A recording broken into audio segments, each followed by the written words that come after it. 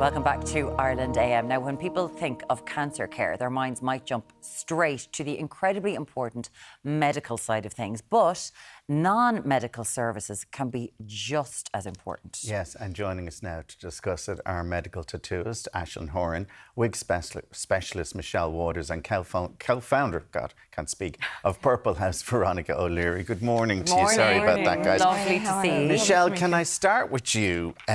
Because when my sister was going through her cancer treatment, the one thing that was really just pressing on her all the time was the hair and the wig. And we went and we found somebody, and I went with her that day. Okay. And just the relief of her being able to find something that suited her and that she liked was immeasurable. It's amazing. It's great for any lady going through treatment, you know, because their hair does unfortunately come off. And for them to be fitted with a wig, it's amazing. You know, they go home and they feel great. And there's a lot of like young people at the moment going through treatment, and they're going home to their young kids, and the kids no different, you know, which is great. Well, it must be really weird because some of them, like, you know, having, you know, if you try them on or if you're with your mate who's got a wig for her cancer treatment, you know, it's a new feeling.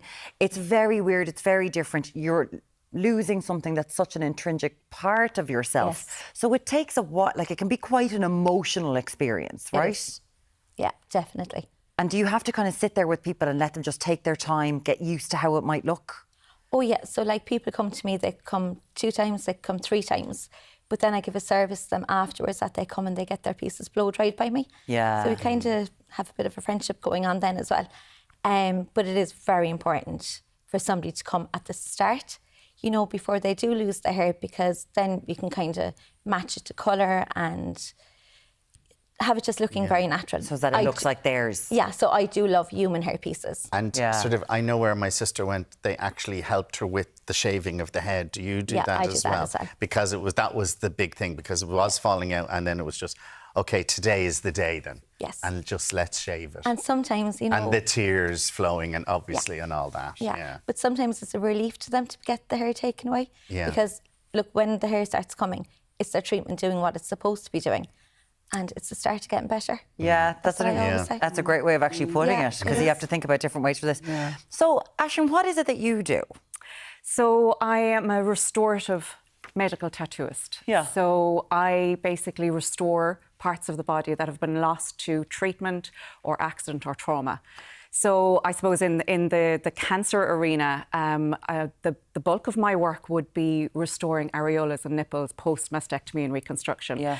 I would do work on other parts of the body as well that may have had a resection, you know, due to surgery. So blending in skin tones and that, you know, in various other parts of the body. But with the areola and nipple, it's recreating basically what both women and men have lost due to their surgery. Yes, because men can get breast cancer as well. Absolutely. So the service is available to men too, you know. So if it's a single-sided mastectomy and reconstruction they've had, I can match to the other side. So I literally copy and paste. So really? Just recreating that level of balance and symmetry again, you know, so which is fabulous. How tricky is it then for you? It's like, it's amazing the fact that, and they will look the same, they will look the symmetry. That's what you want. They might be more symmetrical after. Yeah, exactly. Definitely, because, you know, more often than not, they're very different. They're not symmetrical. So we could have them looking top to you know. And how is that then psychologically for a man or a woman to see that and to to have that done? It must be just in their own mind. Yeah. Like, it must be amazing for them. It's huge. It is huge, because I quite often have people coming in that haven't looked at themselves in the mirror, can't bring themselves to look at themselves in the mirror, because it's a constant visual reminder of something that they've gone through. They don't want other people to see them. You know, I had a lady ring me one time saying that she loved swimming, but she hadn't swam in 7 years because she didn't want people to see her changing. So that impacted her quality of life, you know. So, and a lot of people will come to me and say, well, you know, gosh, I don't know who I'm doing this for. And we have the conversation about, well, who should you do it for? You're the person that has gone through this. You're the person that has had, you know, a part of your body removed. you're the person that deserves it. Nobody else deserves it. You're not doing it for anyone else but yourself. And when they realise that, it can be very emotional, you know. Yeah. So, and quite often, it is actually broken down between 2 steps. So when I have the person coming back in then on the second step, they'll say, you know what, I actually didn't realise how much this would mean to me. Yeah. You know, and it's when they go home and they can see themselves in the mirror after getting out of the shower and they're not avoiding it. And they'll see that balance, they'll see the colour, they'll see the, you know, the kind of, you know, the natural look of it again. And you know? some people might choose not to have reconstructive surgery. Yeah, of course, exactly. there's all that. Veronica, tell us about Purple House, because you've been operating for a lot of years now, providing a service that's badly needed for people. Yeah, I wish I had met Aislinn when I was 21, because I had quite a large piece of my leg taken out when I was 21, and there was no such thing as reconstruction or, you know, we were talking And you think earlier. that would have actually, for you... Well, it would have helped me because, I mean, as I said to Quentin yesterday, I'm 71 years of age now and I still won't wear a skirt or swims, you know, so there's little things like that. And I was delighted you were having this conversation today, because when I set up Purple House back in 1990, which was 36 years ago, there was no such thing as a cancer support centre. There was no such thing as the non-medical aspect. And I knew at that time, I was a young woman with a young family, and I knew I was so lucky to have the medical care I did that I recovered. But I said to myself and Brendan, there has to be more. There has to be more to give me back my life, to give everyone, men, women, children, back their life after a cancer diagnosis.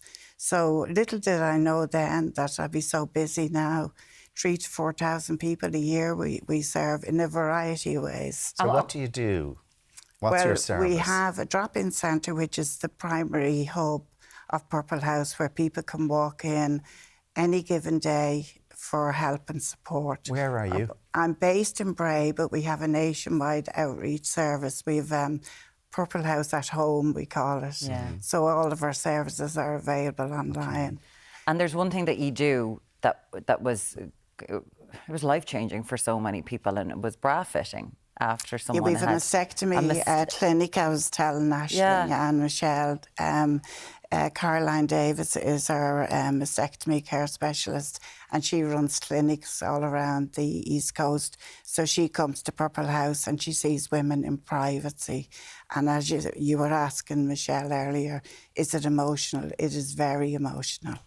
Because you're facing a terrible experience that's happened to you. It brings it back into reality.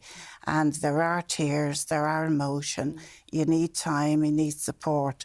But the beauty, I suppose, about Purple House is that we've counsellors there as well. And we've got complementary therapies, we've got children's services, we've physiotherapy.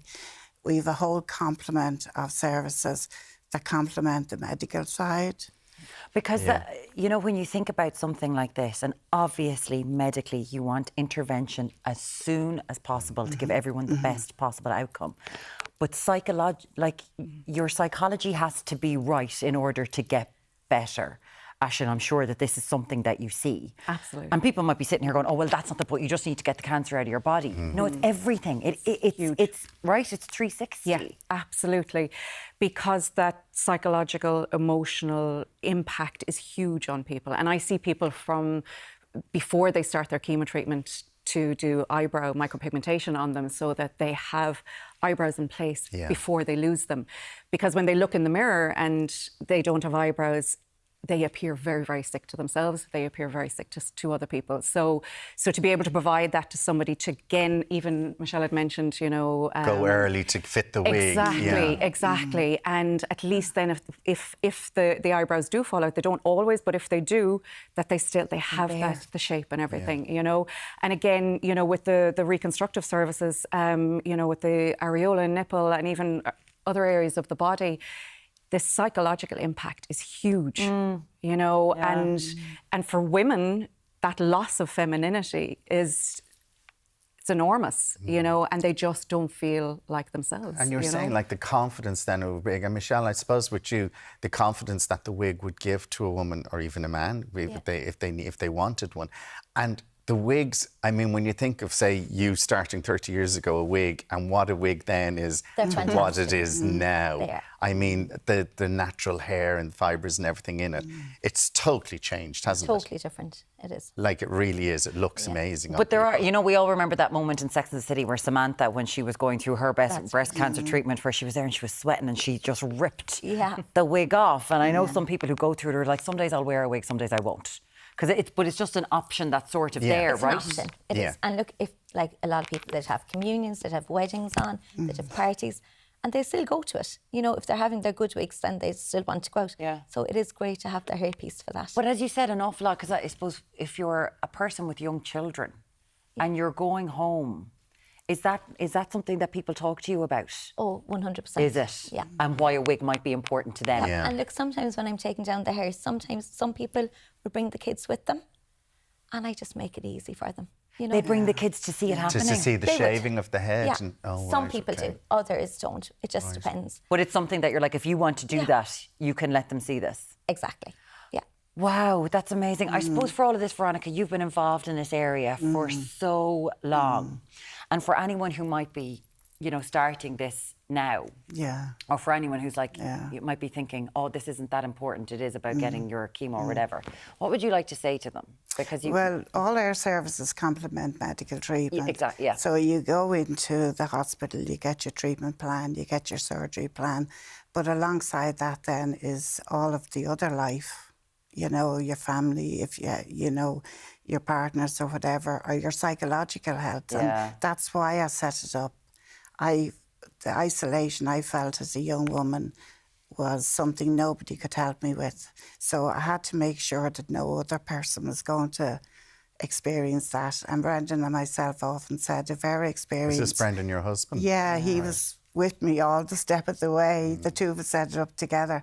But we always felt if we could help one other person with, you know, cope with this, because it's enormous. And you've been and through it. cancer affects so many people. That's in the amazing country, what you've done. You know, so I'm just, it's a legacy that, and I went around the country and set up a whole load of centres then, you know, in various places. It's incredible what you've done. I know people who've used your services around the country. It's amazing what you've done because it is a holistic approach that you're offering to go, yes, 1 in 2 people are going to get cancer, but it's so much more than just going to your hospital and your oncologist. It's amazing what you do. People can, of course, find out more about the Purple House.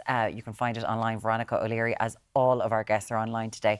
Michelle Waters, who is a wig specialist in Ballincollig, and Aislinn Horan, who is a medical tattooist. Where are you based, Aislinn? I'm all over the country. She's everywhere.